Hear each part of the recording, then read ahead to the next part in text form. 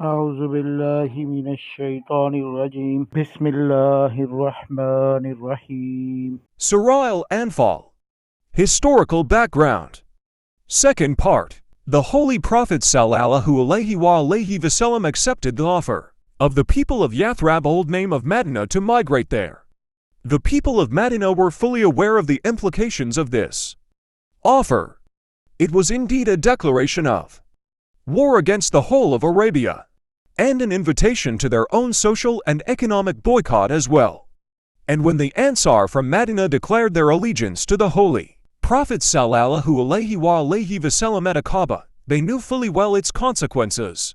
During the course of the formal declaration of allegiance, Asad bin Zurara, the youngest of all the delegates from Medina, stood up and said, "O people of Medina, just listen to me and consider the matter carefully in all its aspects. Though we have come to him, regarding him only as a messenger of Allah, we should know that we shall be inviting the enmity of the whole of Arabia. For when we take him away to Medina, we shall be attacked and our children may be put to the sword. Therefore, if you have the courage in your hearts to face it, then, and then only, you should declare your allegiance to him, and Allah will give you its reward. But if you love your lives more than him and his message, then leave this matter and frankly excuse yourselves, for at this time Allah may accept your excuses." Abbas bin Ubadah bin Nala, another member of the delegation, reiterated the same thing, saying, "Do you understand the implication of the declaration of your allegiance to this person?" Voices replied, "Yes, we know it." He retorted again, "You are challenging the whole world to war by your declaration of allegiance to him. There is every likelihood of a serious menace to your lives and properties. Therefore consider it well.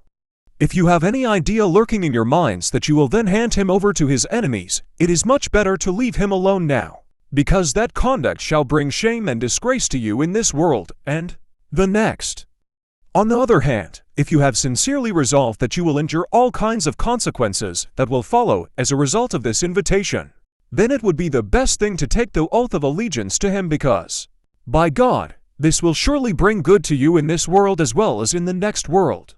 At this, all the members of the delegation cried with one voice, "We are ready and prepared to risk all our wealth and our noble kith and kin for his sake." It was then that the famous oath of allegiance, which is known as the second oath of allegiance at Aqaba, was taken. On the other side, the people of Mecca also understood fully well the implications of this matter from their own point of view.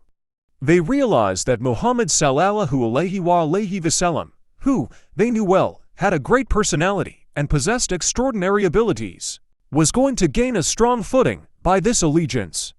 For this would help integrate his followers, whose constancy, determination, and unwavering fidelity to the messenger had been tried, into a disciplined community under his wise leadership and guidance, and they knew that this would spell death for their old ways of life.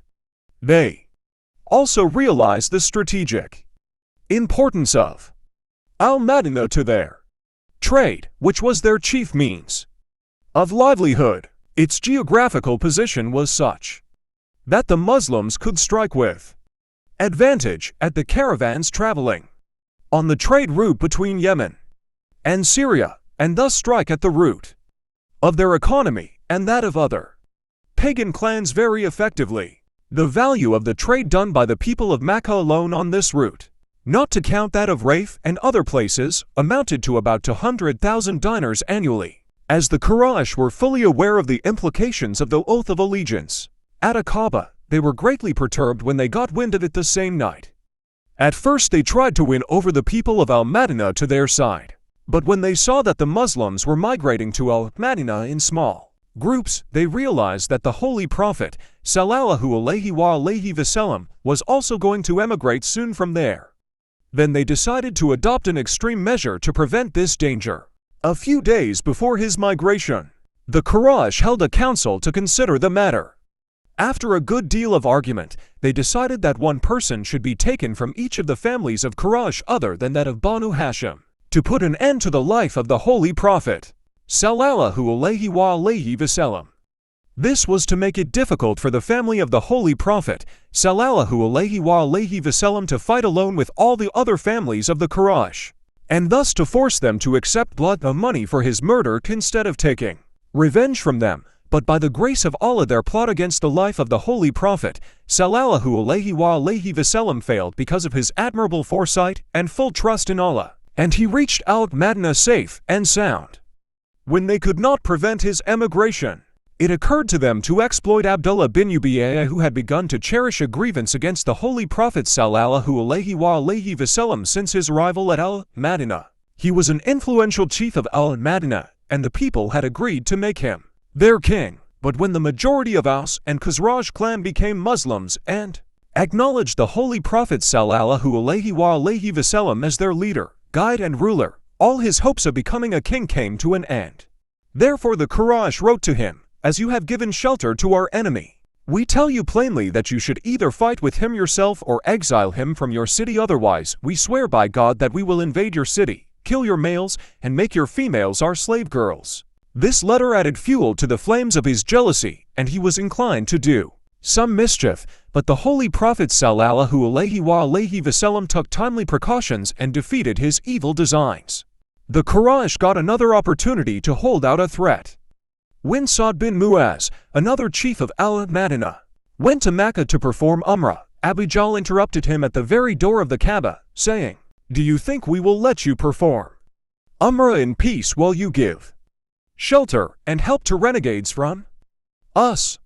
Had you not been a guest of Umayyah bin Kaf, you would not have gone alive from here." Sa'd replied, "By Allah, if you prevent me from this, I will retaliate in a worse manner and block your route near al-Madinah." This incident virtually led to a declaration from the people of Mecca that they would prevent the Muslims from a pilgrimage to the Kaaba, and from the people of al-Madinah that as a retaliation they would block their trade route to Syria against the opponents of Islam. As a matter of fact, there was no other alternative for the Muslims than to keep a strong hold on this route so as to force the Quraysh and the other clans, whose interests were vitally bound with this route, to reconsider their inimical and antagonistic attitude towards them. That is why the Holy Prophet sallallahu alaihi wasallam attached the greatest importance to this problem.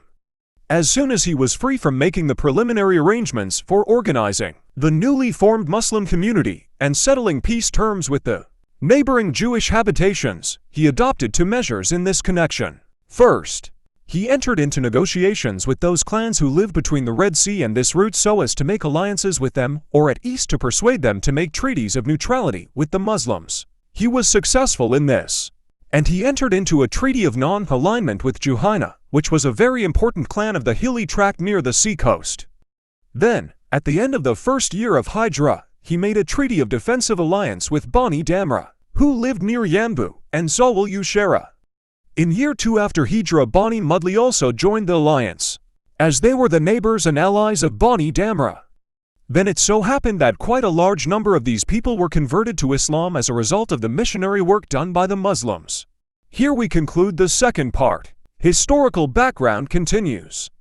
Please stay connected to Jamil TV for more informative video on the issue. Like, share, and subscribe. Jamil TV.